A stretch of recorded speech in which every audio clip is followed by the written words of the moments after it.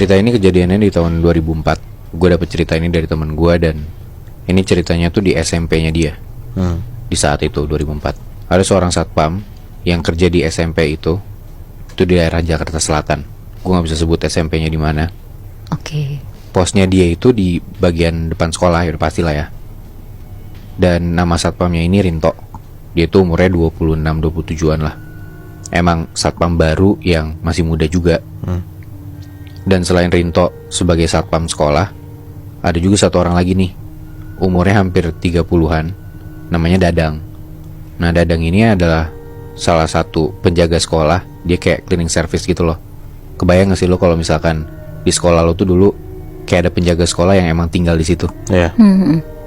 Nah, si Dadang ini rumah atau kamarnya itu letaknya tuh di bagian sudut kiri belakang sekolah.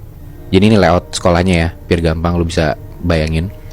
Jadi itu dari bagian depan, dari bagian posnya si satpam ini dari tengah bagian depan sekolah. Ya pasti dong, gerbang sekolah gitu kan. Lo masuk ke dalam sekolahnya, terus lo ke kanan, ke ujung, ke belakang, lewat sisi kanan sekolah. Itu tuh di belakang sekolah ada pohon bambu gitu, Muy. Nah, sepanjang dari kanan ke kiri bagian belakang sekolah. Nah, terus dari sudut kanan belakang itu lo ke arah kiri, dan tempat letak si kamar Dadang itu di paling belakang sudut kiri sekolah. Berarti di belakangnya si pohon bambu itu. Betul, bisa dibilang gitu. Oke. Jadi kayak gampangnya ya di depan tuh pos satpam, terus di bagian belakang bagian kiri yaitu ada kamar si Dadang. Tapi ya buat menuju kamar Dadang lu harus muter lewat sisi kanan sekolah.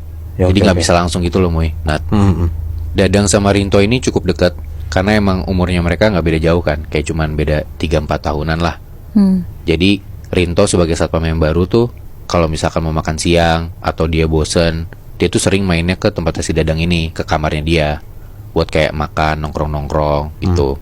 Karena si Rinto juga dia tuh satpam baru, belum setahun kerja di sekolah itu. Dia tuh banyak ngobrol lah tentang si sekolah ini sama Dadang. Karena bedanya Dadang tuh udah bertahun-tahun tinggal di sana. Nah, di saat itu sekolah tuh lagi ada renovasi, Muy. Nah, jadi banyak kuli. Gak nginep sih karena gak dibolehin. Jadi bedengnya tuh deket sekolah itu, di samping tapi di luar area sekolah. Lo tau bedeng gak sih? Tahu. Kayak tempat buat tinggal sementara kuli-kuli gitu loh. Karena ya anak-anak SMP kan gak nyaman kalau misalkan ada bedeng atau rumah kuli itu di dalam area sekolahnya. Nah, di suatu malam Rinto tuh mau nginep di sekolah. Ya otomatis tidurnya sama Dadang dong, di kamarnya Dadang di bagian belakang sekolah itu. Singkat cerita, hari udah malam, dan setelah udah ngerokok-ngerokok depan sekolah, mereka masuklah ke dalam sekolah. Itu sekitar jam 10-an malam. Masuk ke area sekolah, sama tuh kayak yang gue bilang tadi. Dari pos bagian depan, mereka ke ujung kanan dulu, lurus, terus ke belakang, lewat sisi kanan, sampai ke ujung, baru tuh belok kiri, ngelewatin pohon-pohon bambu yang gue bilang tadi. Panjangnya sekitar 100 meteran lah. Sekolah juga gak gede dan gak kecil, kayak biasa aja. Mereka nyusurin tuh pohon-pohon bambu itu, yang mana di dekat bagian pohon-pohon bambu itu juga emang lagi direnov buat bikin ruangan baru. Jadi kayak banyak kayu-kayu, banyak semen, agak-agak berantakan lah di sisi kanan belakang itu. Terus tiba-tiba pas lagi nyusurin pohon-pohon bambu itu, si Rinto ngerasa kayak ada biji atau buah kecil tuh yang kena di pundaknya dia. Jadi kayak dari arah belakang kayak dilempar sama orang gitu loh. Terus Rinto respon, apaan tuh? Dari situ tuh Dadang langsung nengok, terus dia teriak ke arah belakang, jangan ganggu. Agak bingung tuh si Rinto, kayak maksudnya apaan nih gitu. Dia di dalam hati agak mikir, apa emang ada kuli nih yang iseng buat nginep di sekolah terus nyimbukin gue gitu. Karena sebelumnya emang sempat ada yang kegap. Ada satu orang kuli, dia tuh pakai bagian belakang ruangan yang kayak baru jadi gitu. Terus kayak si kuli ini ngewe sama istrinya di situ. Nah, nggak boleh kan? Ya sekolah juga gitu loh. Makanya dari situ ya bedengnya ditaruh di luar sekolah. Jadi nggak boleh ada lagi tuh si kuli-kuli ini nginep. Udah tuh singkat cerita mereka masuk ke kamarnya Dadang, nonton TV, ngobrol-ngobrol, sampai sekitar jam 12-an malam. Rinto ini mau keluar buat patroli.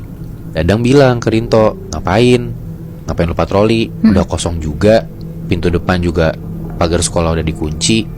Gak usah, udah di dalam aja, ntar lagi juga kita ngantuk, kita tidur gitu kan. Tapi si Rinto ini maksa, kayak enggak, udah gue mau patroli keliling sekolah aja sekali. takut tiba-tiba ada kuli malam-malam, bisa aja kayak mereka manjat gitu kan masuk ke dalam sekolah, terus ngapain gitu. Di situ juga Dadang tetap bilang udah nggak usah, tapi Rinto maksa banget. Gue juga nggak tahu kenapa tuh Rinto mau kayak gitu. Tetap keluarlah si Rinto itu dari kamarnya Dadang. Dia patroli sendiri. Dia keluar kamarnya Dadang, dia nyusurin tuh pohon-pohon bambu di bagian belakang sekolah itu. Dia ke sudut kanan, terus dia ke depan tuh, habis itu ke depan bagian sekolah. Pas dia nyusurin pohon-pohon bambu itu, Rinto tuh kayak ngerasa dada-dada merinding juga. Karena kok kayaknya somehow dia tuh ngerasa, gue belum pernah nih ngelewatin pohon bambu ini tengah-tengah malam gini sendirian. Tapi ya udahlah, ide dia sendiri juga kan buat patroli keluar. Dia jalan aja tuh. Dia jalan ke bagian depan sekolah, terus ke sisi kanan sekolah. Gak ada apa-apa, semua aman-aman aja. Lampu juga udah pada hidup.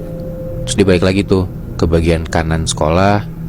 Habis itu terus ke belakang, lewatin pohon-pohon bambu. Nah, bedanya kalau di bagian belakang sekolah tuh gak seterang yang bagian depan. Karena yang bagian depan ya ada lampu-lampu buat ruangan-ruangan kelas. Tapi kalau di belakang tuh bener-bener gelap gitu loh. Terus pas si Rinto ini udah sampai di bagian pohon-pohon bambu itu, di antara gelap itu dia ngedengar ada suara kresek-kresek gitu loh. Kayak ada suara langkah kaki yang jalan. Dicari tuh sama si Rinto suaranya dari mana. Dia senterin tuh pakai HP-nya dia. Dan pas dilihat, jauh di depan dia itu ada sepasang kaki gede banget, ukurannya 3 kali kaki manusia. Pas disenter ke bagian atas, di bagian lutut ternyata gak ada apa-apa Muy. Nat, emang cuman kaki, terus daging doang. Dan tulang lututnya kelihatan. Ini di balik pohonnya, Di deket pohon-pohon bambu itu Muy. oh Pas disenterin gak ada badannya sama sekali, Rinto kaget banget tuh. Anjrit, ada sepasang kaki yang gak ada badannya gitu kan. Rinto langsung kabur dan dia lari ke arah kamarnya Dadang. Di situ tuh Rinto lari kenceng banget, dan rasanya pas dia udah lari kenceng tuh, tapi kok nggak sampai-sampai gitu loh. Aduh. Dan tiba-tiba aja Rinto tuh kesandung. Pas disenterin ke belakang, dia ngelihat apa yang bikin dia kesandung tadi. Ternyata Muy, Nat, itu kaki yang dia lihat tadi.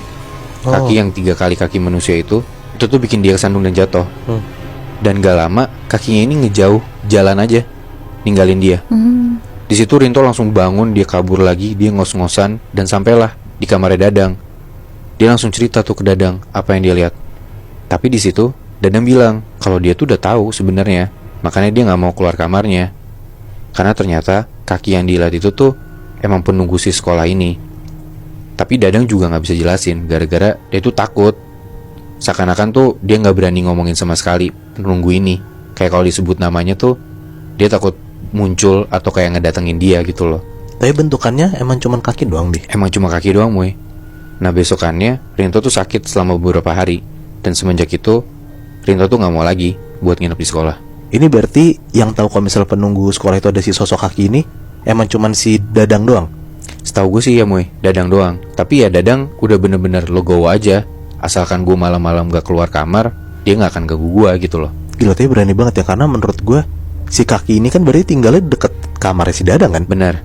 Kayak dia masih berani aja tinggal di sekolah gitu loh.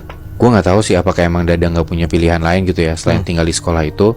Tapi memang Dadang udah tahu kalau ternyata kaki ini tuh emang penunggu yang udah lama ada di tanah itu. Bahkan mungkin si penunggu ini tuh udah ada sebelum sekolah ini dibangun. Tapi Bi, si Dadang itu sebenarnya tahu nggak background story dari kaki ini tuh gimana? Sebenarnya tuh teman gue nyeritain Nat, lebih detail tentang si penunggu ini siapa. Bahkan dia nyebutin namanya. Cuman teman gue wanti-wanti banget buat nggak boleh namanya disebut. Kayak yang tadi gue bilang, Dadang aja nggak berani nyebut buat makhluk ini tuh siapa namanya.